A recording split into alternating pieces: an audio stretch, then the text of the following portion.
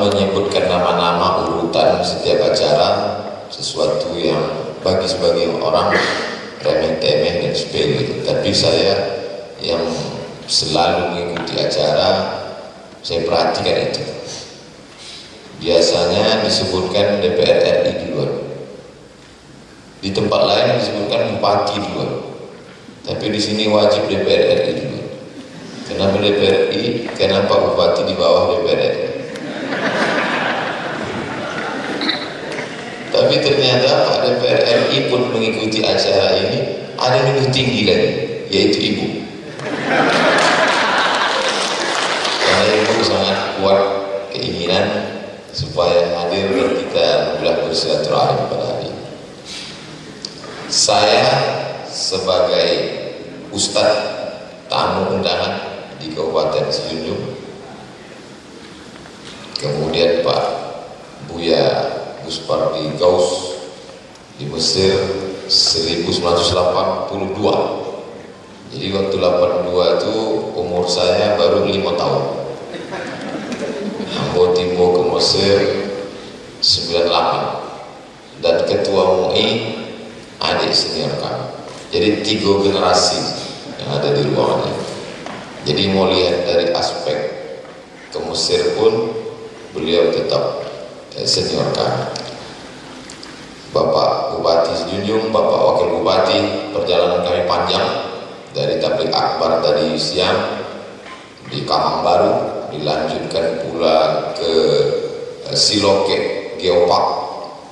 Luar biasa perjalanannya, sulit diungkapkan dengan kata-kata karena kata terlalu miskin untuk mewakili rasa. Kalau penasaran, kunjungi saja langsung Siloke Geopark. Pak Wakil Bupati juga Masya Allah, tabarakallah, perjalanan yang panjang itu dipenuhi dengan canda tawa, gurauan, dan rasanya fresh. Lalu kemudian malam ini bisa berjumpa dengan Pak Sekda, berjumpa dengan bapak-bapak, ibu-ibu dari ASN. Ustaz Somad ini pesertanya limited, terbatas, karena kalau minta masyarakat tidak muat, masyarakat besok pagi kita temui. Menjadi ASN itu adalah cita-cita setiap orang. Andai calon menantu datang, yang satu S3, yang satu S1 tapi ASN, pasti yang diterima yang ASN. Kenapa begitu? Karena ASN ini kalau dalam hadis disebutkan 3 yang mengalir sesudah mati: anak soleh, ilmu yang bermanfaat, sedekah jariyah, tambah satu lagi ASN. Kalau orang sudah meninggal, pensiunnya tidak mengalir. Begitulah hebatnya. Dan orang kalau dia pulang ke kampung, pertanyaan orang, sudah selesai S1, alhamdulillah, S2, alhamdulillah, S3, alhamdulillah. Pertanyaan berikutnya, Allah ASN. Nah, itu pertanyaan itu yang mengerikan. Tapi di meja makan tadi kata Pak Wabub, saya merasa tidak terlalu penting menjadi ASN setelah duduk dengan orang-orang yang ketiga-tiganya keluar dari ASN. Jadi Pak Buya Gus Pardi keluar dari ASN, saya pun juga begitu, kemudian Pak Bupati juga, tapi bukan mengkerdilkan, menyepelekan, karena bagi kami taat aturan, ada pengabdian di luar ASN. Semuanya adalah mengabdi untuk agama, untuk nusa dan bangsa di bidangnya masing-masing. Al-Muslim, seorang Muslim, lan yutimma islamahu, dia belum menyempurnakan keislamannya, hatta ayyakuna siyasian, sampai dia menjadi orang yang peduli kepada politik, ba'idan nazar an syu'uni ummati, punya pandangan jauh tentang umatnya, muhtamman biha, peduli, wa huyuran alaiha, ada rasa cemburu. Kenapa umat ini miskin? Kenapa umat ini susah? Kenapa jalan ini rusak? 4 syarat itu kata Imam Syahid Hasan Al-Banna.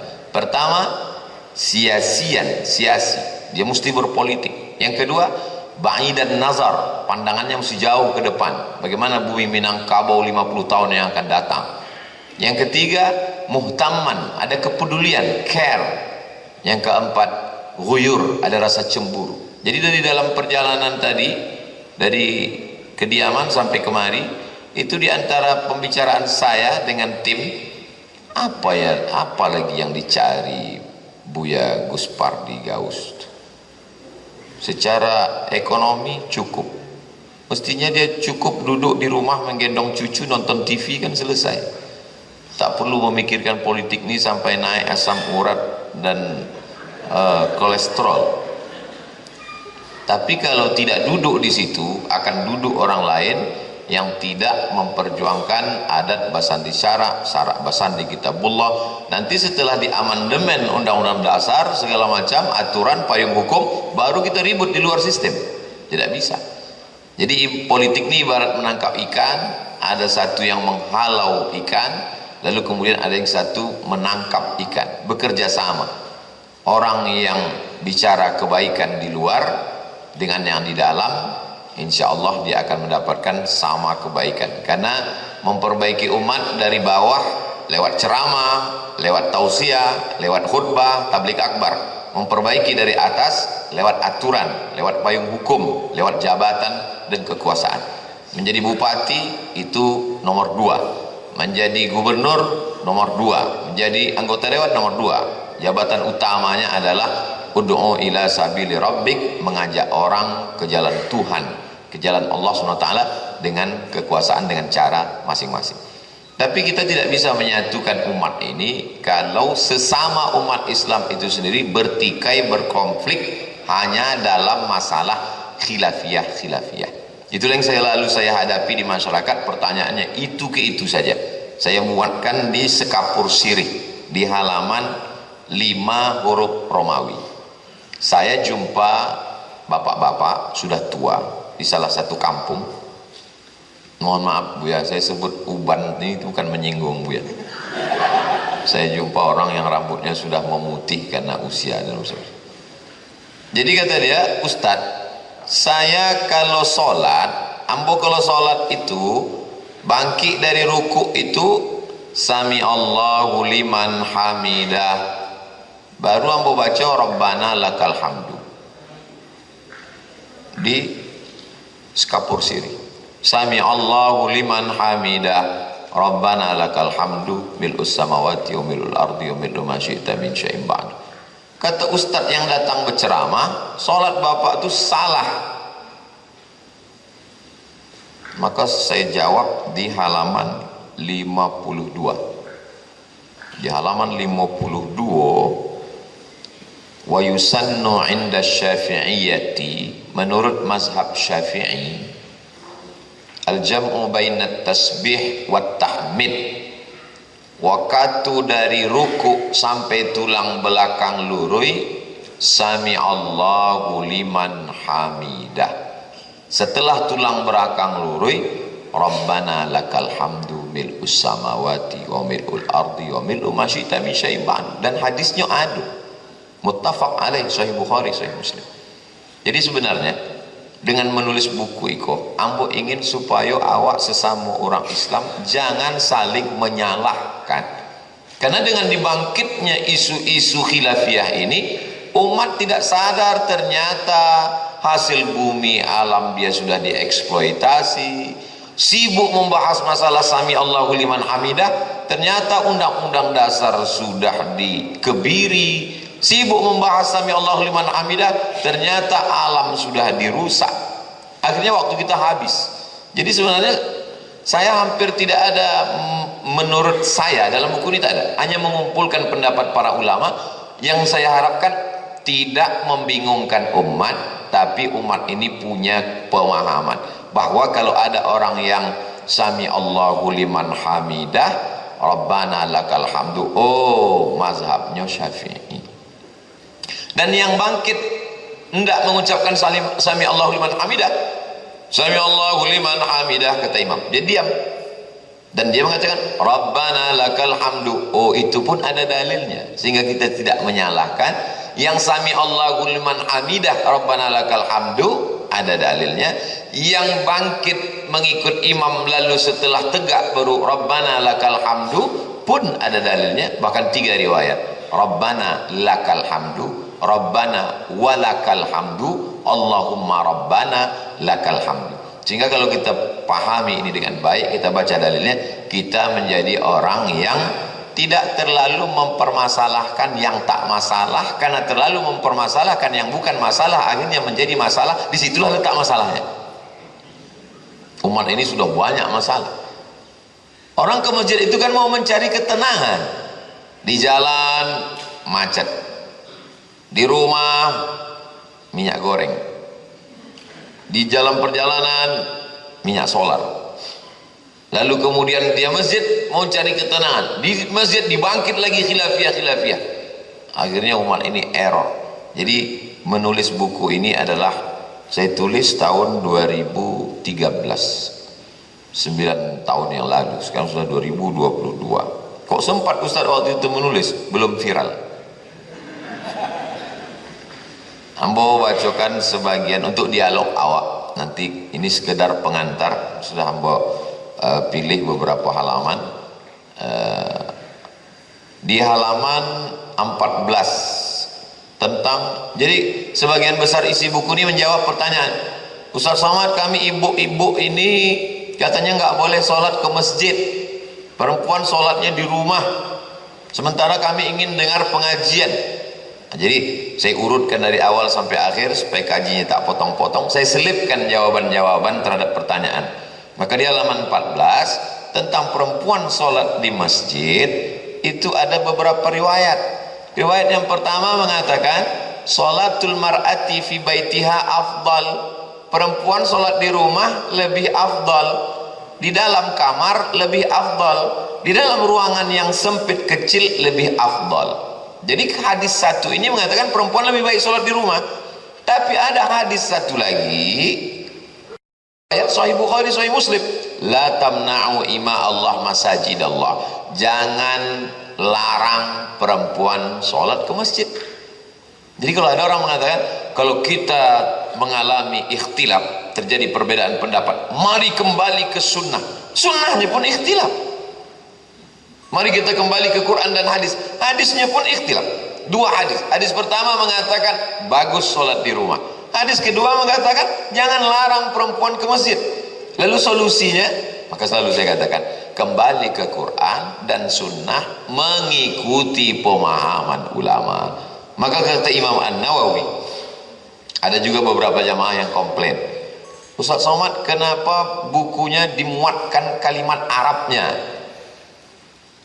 Saya muatkan kalimat Arabnya ada 3 alasan. Yang pertama, supaya orang tidak menuduh saya ustadz pembohong, mengada-ngada. Jadinya bisa baca, oh ada teks aslinya. Karena di fitnah di medsos itu luar biasa. Ambo disebutnya UAS ustadz ahli subhat. Nah, jadi itu perlu. Oh ternyata teks aslinya ada. Yang satu lagi ngatakan, kenapa ustadz tidak kasih baris?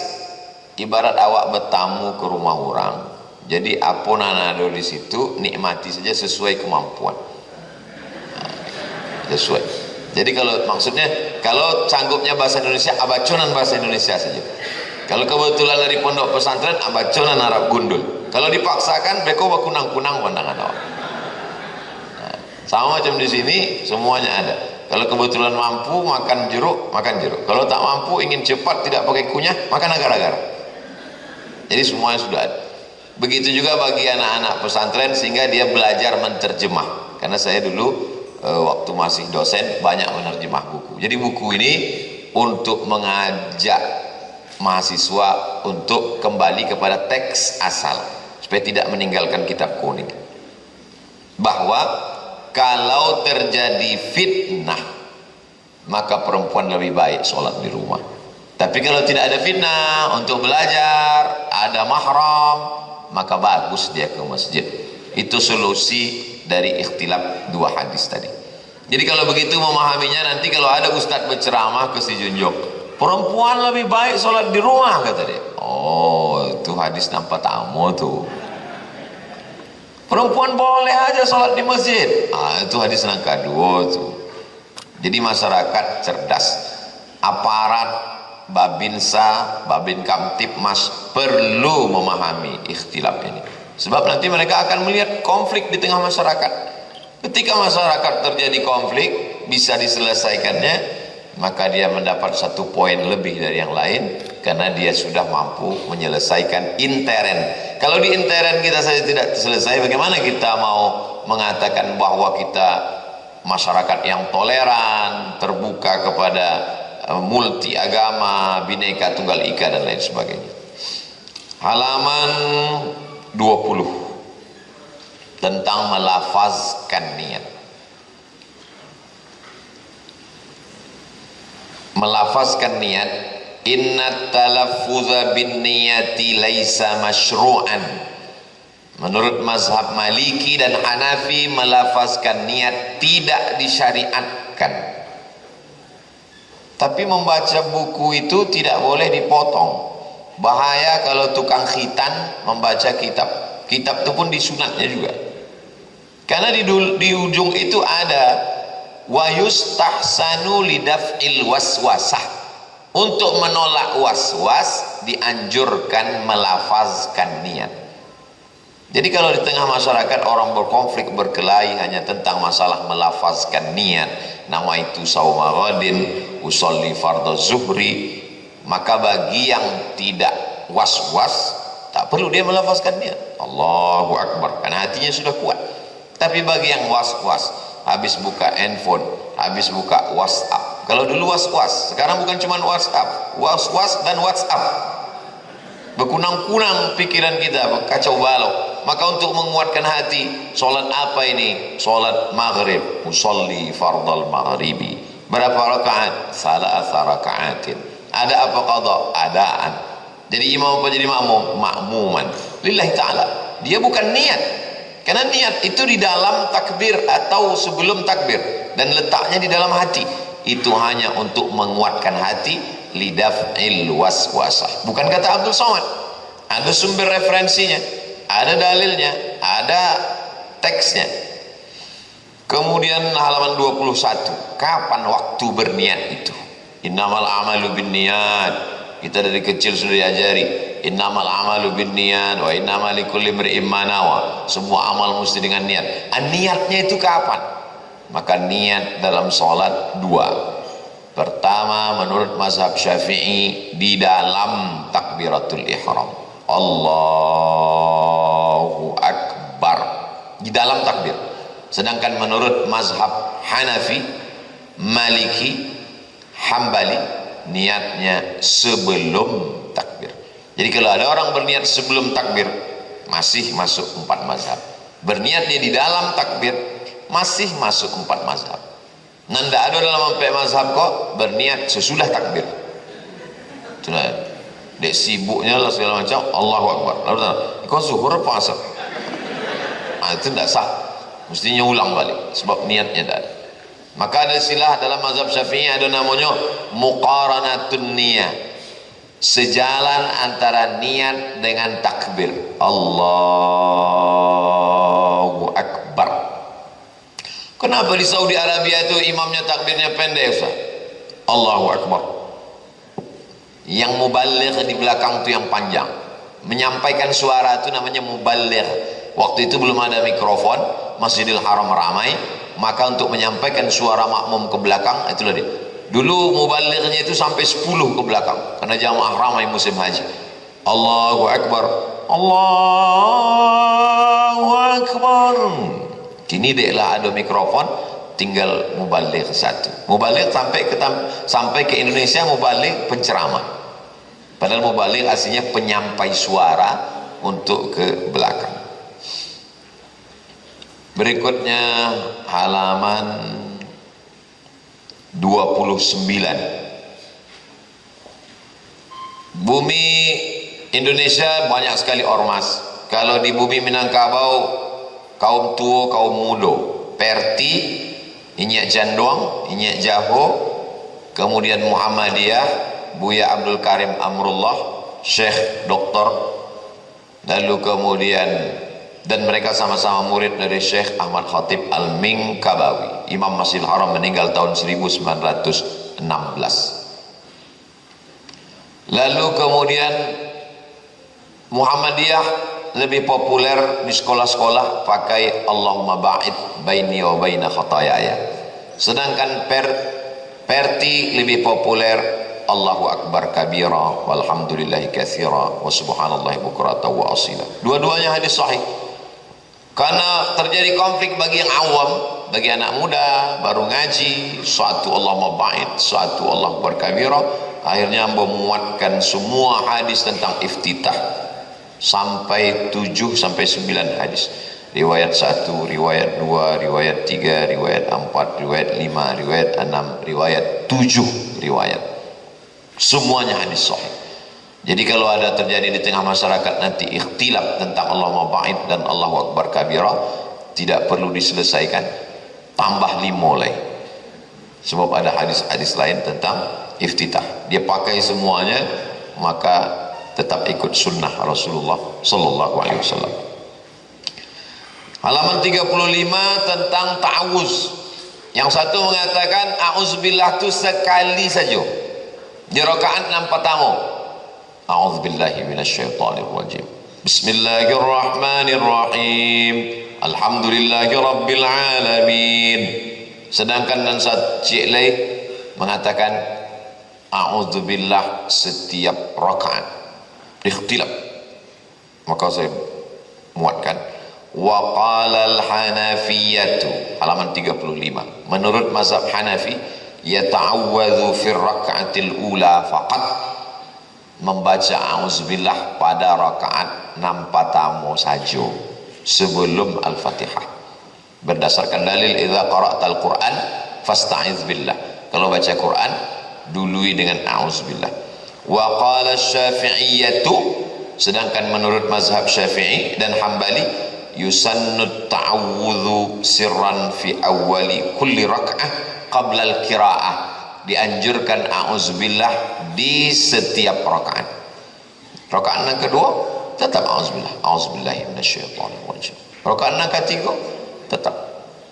Jadi bagi siapa yang mau pakai a'udzubillah di awal rakaat, bagus, sunnah. Yang membaca di setiap rakaat pun sunnah, tak perlu saling menyalahkan.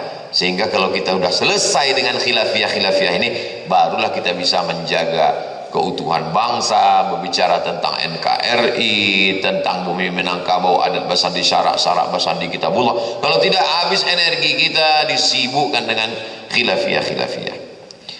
Saya paham bahwa buku ini tidak akan pernah menyelesaikan masalah khilafiyah, tapi paling tidak kita pernah berbuat dan mencerdaskan umat sehingga bisa meningkat ke yang berikutnya, yaitu memperbaiki aspek yang lain.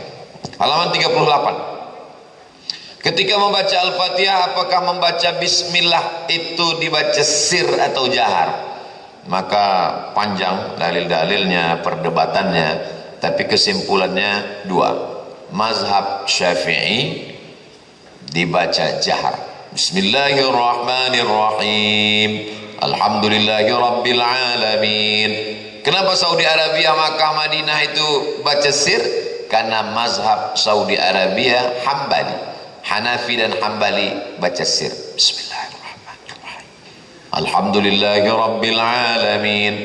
Sedangkan Maroko, Tunisia, Aljazair, Mauritania, Andalusia pakai mazhab Maliki. Dalam mazhab Maliki tidak baca bismillah sama sekali, langsung alhamdulillah. Tidak sir, tidak jahar. Alhamdulillahi rabbil alamin. 3 mazhab. Kenapa Muhammadiyah umumnya masjidnya bismillahnya sir? Karena Muhammadiyah pakai majelis tarjih. Majelis tarjih mentarjihkan mazhab memakai yang dipakai oleh mazhab Hambali.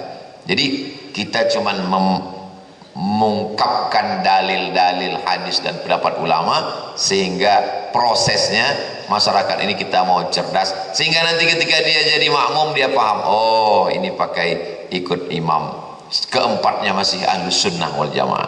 Karena ini maksud dengan ahlus sunnah wal jamaah itu adalah mengikuti 4 mazhab. Paling tua Hanafi, nomor 2 Maliki, nomor 3 Syafi'i, nomor 4 Hambali. Keempat-empatnya ahlus sunnah wal jamaah, bukan ahlul bid'ah wad dhalalah. Berikutnya halaman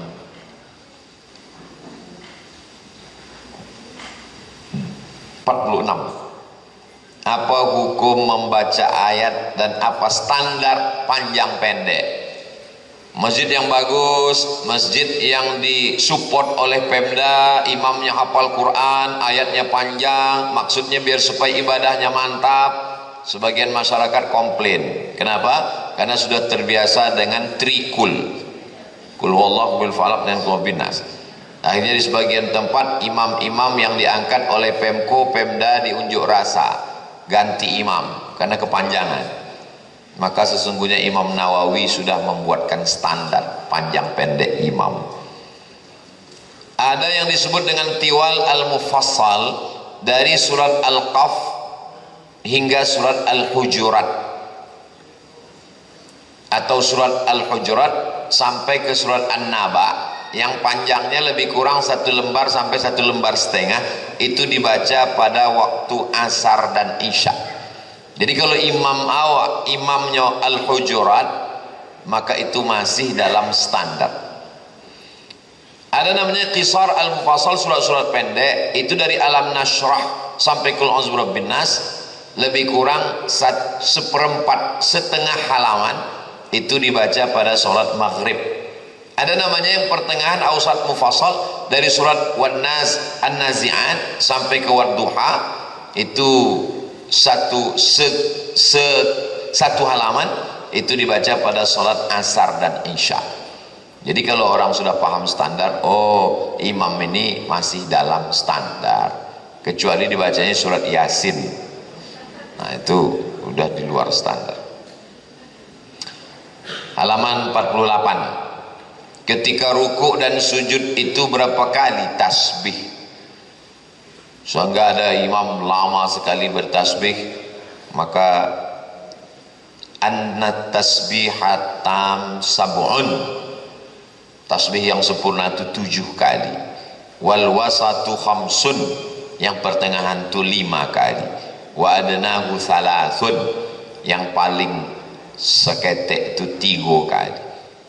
Jadi kalau masyarakat 3 kali pakai 1 napas itu sangat minimalis. Jadi kalau ada dia baca masih di agak-agak 7, maka masih dalam standar. Ada ustadz berceramah, kata dia, ini masih halaman 48, bahwa bacaan tasbih itu tidak pakai wa bihamdih.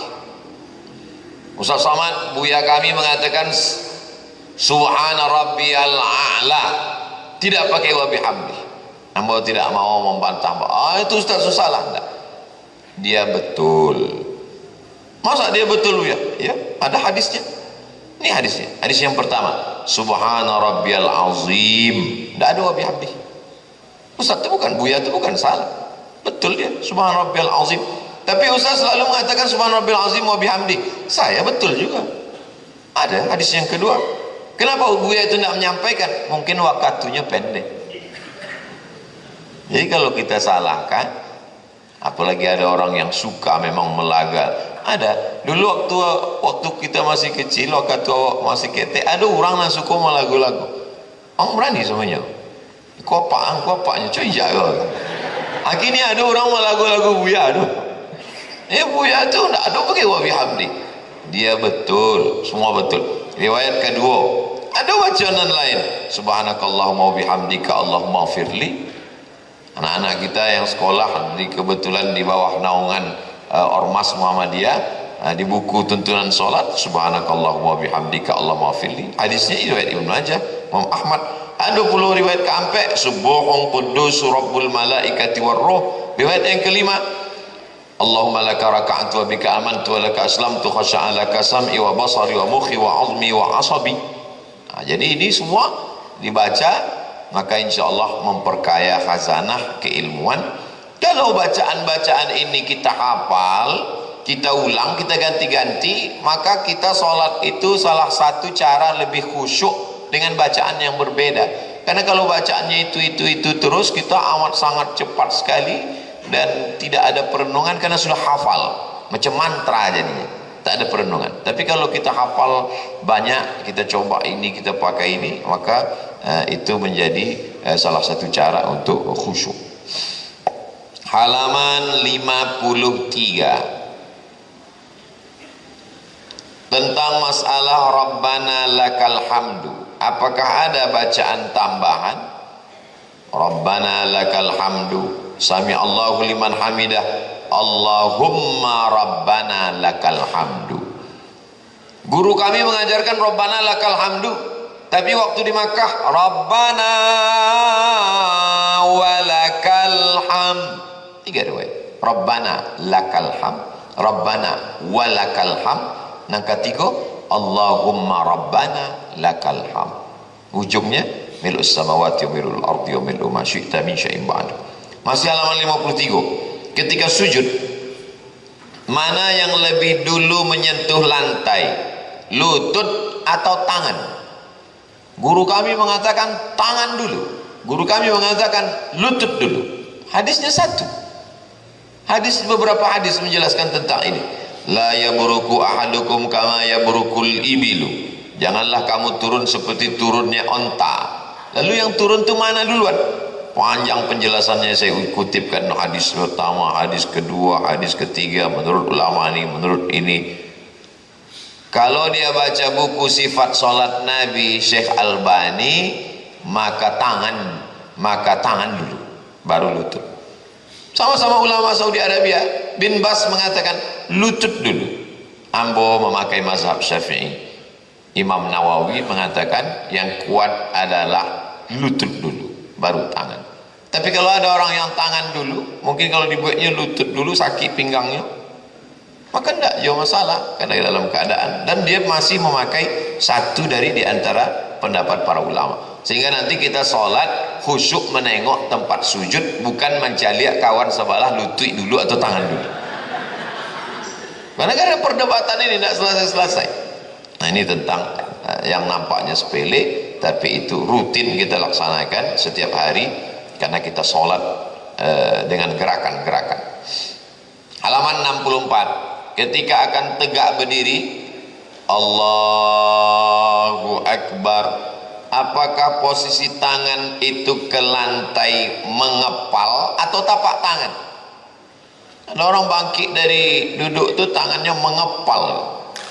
Ada yang satu lagi tapak tangan. Tentang hadis mengepal ada riwayatnya, tentang yang tapak tangan. Tapi yang kuat menurut Imam Nawawi. Kenapa Ustaz selalu menyebut Imam Nawawi? Imam Nawawi meninggal tahun 676. Dialah yang mengumpulkan semua pendapat ulama dalam mazhab Syafi'i selama 400 tahun. Imam Syafi'i meninggal 204. Dari 204 ke 676 selama 4 abad, dialah yang mengumpulkan semua. Beliau revisi, beliau edit, maka jadilah kitab besar dalam mazhab Syafi'i, Raudhatut Talibin wa Umdatul Muftin, kemudian syarah Al-Majmu' syarah Muhadzab, dan beliau ahli hadis. Ada faqih tapi tak mengerti, tapi kurang dalam hadis. Imam Nawawi mensyarah dari kitab hadis paling kecil Arba'in, naik ke atas Riyadhus Shalihin, naik ke atas Al-Azkar, sampai Sahih Muslim.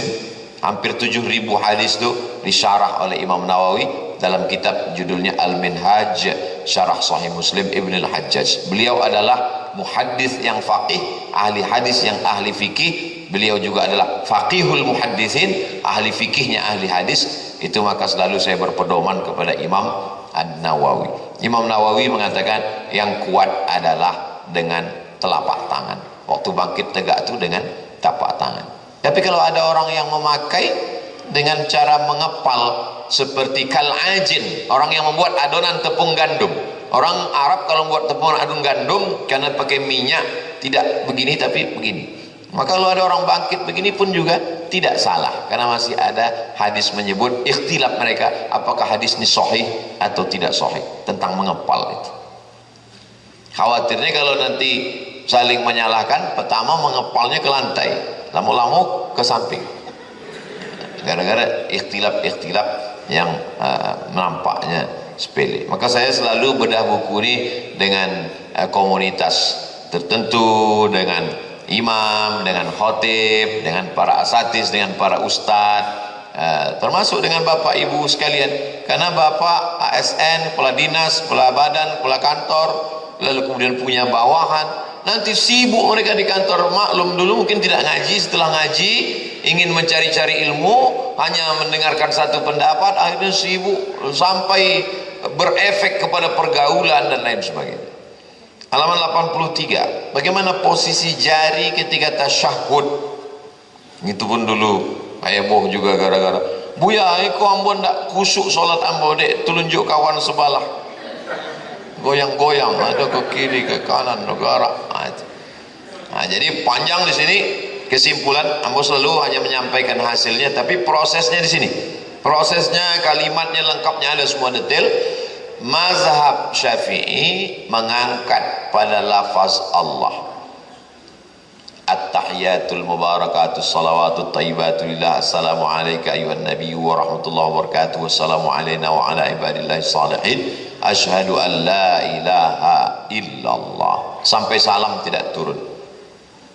Sedangkan mazhab Hambali, setiap lafaz Allah naik. Imam Ahmad bin Hanbal, setiap lafaz Allah naik. At-tahiyatul mubarakatuh salawatut tayyibatu lillah. Assalamu alayka ayuhan nabi wa rahmatullah. Assalamu alayna wa ala ibadillah. Asyhadu an la ilaha illallah. Hambali. Sedangkan mazhab Maliki bergerak dari awal sampai akhir. At-tahiyatul mubarakatuh salawatut tayyibatu lillah. Perbedaannya pada hadis, karena dalam hadis dikatakan asyara bis-sabbaba, Nabi mengangkat telunjuknya, wa yuharrikuha, dan menggerakkan. Disitulah letak ikhtilafnya, apakah menggerakkan atau menggerak-gerakkan. Maka ulama 4 mazhab berbeda. Yang paling tua Hanafi, nomor 2 Maliki, nomor 3 Syafi'i, nomor 4 Hambali. Hanafi mengangkat sekali, turun sekali. Asyhadu an la ilaha illallah, setelah itu turun.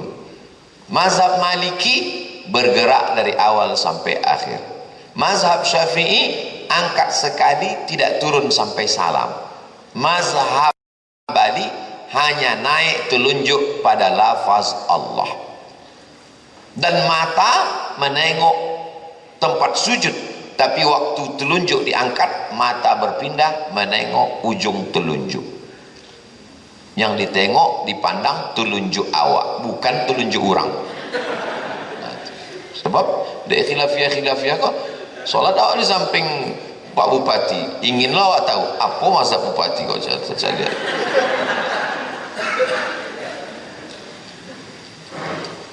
Halaman 86, bagaimana posisi duduk pada tasyahud? Apakah duduk iftirash atau duduk tawarruk? Maka tentang masalah duduk iftirash dan duduk tawarruk, ada yang mazhab itu duduknya tawarruk, baik tasyahud awal maupun tasyahud akhir.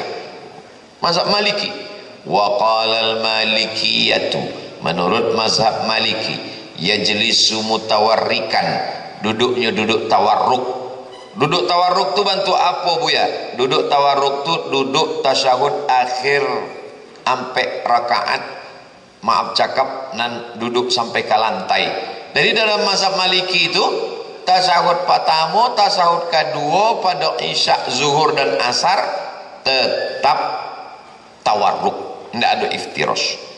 Kebalikannya adalah mazhab Hambali.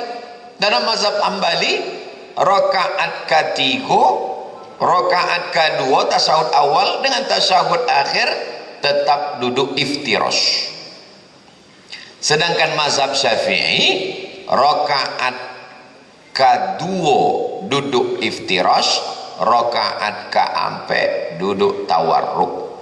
Kalau ada 2 tasyahud maghrib, rakaat kedua duduk iftirash, rakaat ketiga duduk tawarruk. Ikhtilaf pula antara mazhab Syafi'i dengan mazhab Hambali, kalau solat itu 2 rakaat indah ada tasyahud awalnya. Maka dalam mazhab Syafi'i, solat nan 2 rakaat, tasyahud akhirnya duduknya tawarruk, tahiyatul masjid, solat subuh, qabliyah, ba'diyah, duha, maka duduknya tawarruk. Sedangkan dalam mazhab Hambali, kalau solat itu indah ada duduk tasyahud awalnya, maka duduk tasyahud akhirnya adalah duduk iftirash. Kami ingin mendengar tausiah Ustaz Somad kau supaya ringan pikiran kami. Kau semakin bertambah lo beban kan? Tidak bah, dibaca sih buku kau diulang-ulang, insya Allah lama-lama paham.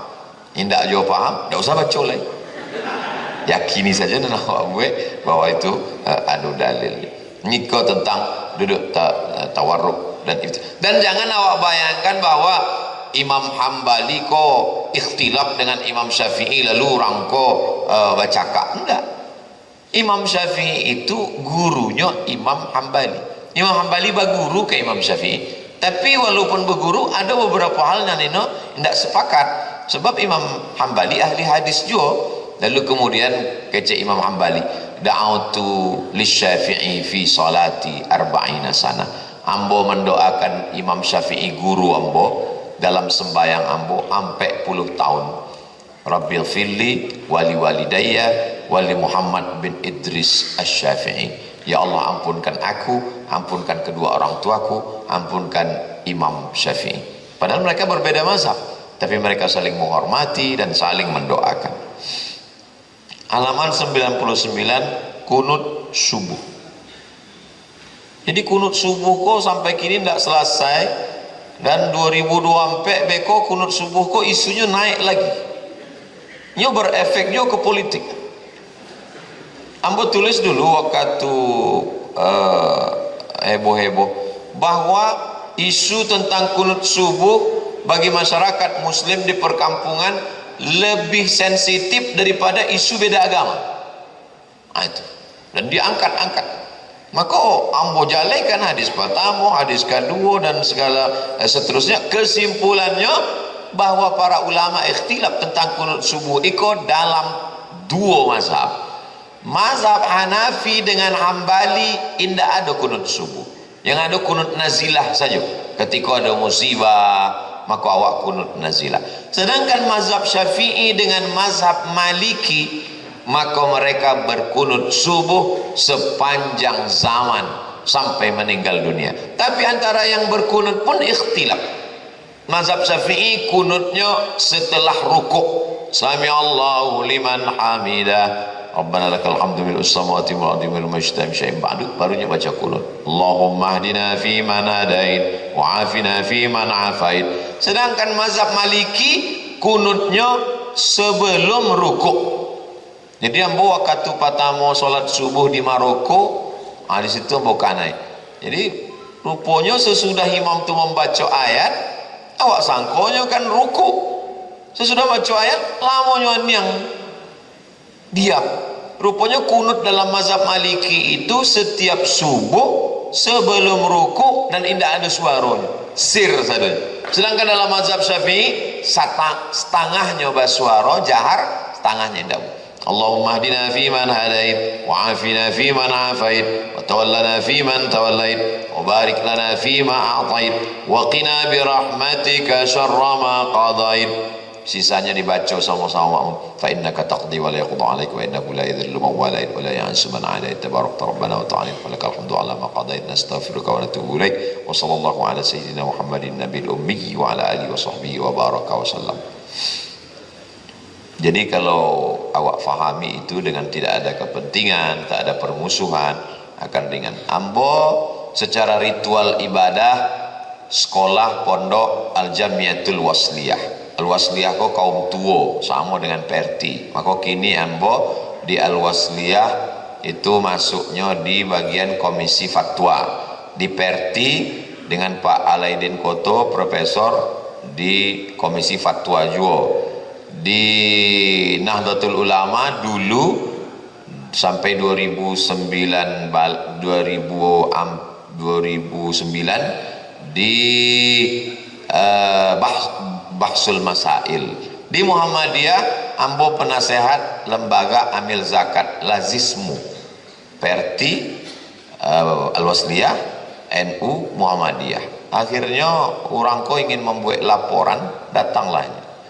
Ustaz, iko alirannya sebenarnya apa? Ustaz, di NU ada, di Muhammadiyah ada, di Perti ada, di Al-Wasliyah ada. Eko di jamaah tabligh mengisi lo acara. Sebenarnya bapak ni alirannya apa? Ambo tanya, bapak apa? Rupanya Intel membuat laporan, bingungnya membuat laporan kata. Apa mazhab? Kata mazhab saya adalah orang ahlus sunnah wal jamaah. Selama asyhadu an la ilaha illallah asyhadu anna muhammadar rasulullah. Saya memahami ormas ini hanya sebagai wasilah pemersatu umat saja. Kalau mau tahu cara berpikir saya, bacalah buku-buku saya. Di situ saya tuangkan bahwa saya menjelaskan menurut mazhab Hanafi, Maliki, Syafi'i, Hambali, tapi dalam amal sehari-hari saya pegang ini dan saya tidak menyalahkan. Ambo secara ritual ibadah lebih condong ke kaum tua, tapi ambo mengisi pengajian di Masjid Akramun Nas Undri Universitas Riau dari tahun 2009 sampai 10 sebalai 2 balai 3 balai sampai tahun di Masjid Muhammadiyah di belakang Ramayana 2 tahun, di Masjid Muhammadiyah di Jalan Paus 2 tahun, dan selama pengajian itu tidak pernah ambo jadi imam, sebab ambo tahu kalau ambo maju ke depan ini kau membangkitkan khilafiyah dan paling selamat itu jadi makmum. Nah, itu di masjid dake rumah ambo baru ambo jadi imam. Nah itu. Jadi apa maksudnya? Bahwa ukhuwah lebih dikedepankan daripada menunjukkan bahwa kalau awak alim bukan dengan membangkit khilafiyah. Kalau memang awak alim, awak sebutkan saja kok. Maka betul kata Imam Syafi'i, ma jadaltu aliman illa ghalabtuhu wa ma jadaltu jahilan illa ghalabani. Kalau ambo berdebat dengan orang alim, ambo menang, kata Imam Syafi'i. Tapi kalau ambo berdebat dengan orang jahil, ambo tetap selalu kalah. Sebab apa? Sebab orang jahil hendak mencari dalil, 1000 dalil awak, 1001 dalil ini. Nauzubillah. Halaman 107. Kalau awak bermazhab Syafi'i, lalu imam awak tidak mazhab Syafi'i, ambo kaum tua berkunut subuh, solat ambo sampai tahun di Masjid Muhammadiyah, ambo tausiah sesudah subuh. Apakah ambo membaca kunut surang? Enggak. Ju'ilal imamu liyutamma bihi, imam diangkat untuk diikuti, bukan dilawan. Maka selama ustaz jadi makmum sampai tahun solat subuh tausiah, setiap subuh Sabtu ambo mengajar hadis kajian hadis sampai tahun, enggak pernah membaca kunut. Lalu ustaz sujud sahwi? Enggak, sebab mau enggak lupa. Sujud sahwi itu bagi mazhab Syafi'i nan lupa. Kalau enggak lupa enggak sujud sahwi. Atau dibalik, imamnya mazhab Syafi'i, makmumnya kaum muda, enggak berkunut. Maka kata Imam Ibnu Taimiyah, fa in qanata ma'ahu. Kalau imamnya baca kunut, maka makmum ikut bersama imam. Imam Ahmad bin Hanbal ditanya, Imam Hanbali, iya, Imam Hanbali baca kunut subuh enggak? Kata Imam Syafi'i, kata Imam Hanbali, ambo enggak baca kunut subuh. Kalau ambo ikut Imam Hanbali, iya. Tapi Imam ambo waktu subuh itu Imam Syafi'i, kata Imam Hanbali, angkat tangan dan ucapkan amin. Sebab kini banyak juga makmum ndak amuhnya ikut imam. Allahumma hdina fi man hadait, indak amuh. Padahal awak ikut imam dan ikut doa. Nah, jadi perbedaan-perbedaan itu sebenarnya, dan sampai kini ambo belum pernah berkonflik, bermasalah dengan dalam masalah-masalah mazhab dengan orang berilmu, dengan orang alim. Fanatisme buta, fanatik, tidak berdalil, itulah sesungguhnya yang merusak persatuan kita, sehingga berefek ke politik, berefek ke membangun umat, berefek. Jadi rata-rata buku yang ambo tulis 33 tanya jawab kurban, itu juga mengangkat khilafiyah. 37 masalah populer, 99 tanya jawab. Iko buku ko asalnya 77 tanya jawab solat. Kemudian ketika revisi cetak baru, orang percetakan tidak mau cetak ISBN keluar pakai nan lamo, mesti buka judul baru. Ambo buat menjadi 99. Ditanya tadi dek Buya Gus Pardi Gaus, apa 99 kau Ustaz untuk mengambil barokah Asmaul Husna. Beko awak buat 88 tersinggung lo Densus. Itu aku 99. rasanya sebagai pengantar dialog awak itulah Ambo sampaikan lebih kurang sampai puluh 5 menit. Terima kasih banyak, mohon maaf segala kekhilapan. Ambo kembalikan ke moderator. Assalamualaikum warahmatullahi wabarakatuh.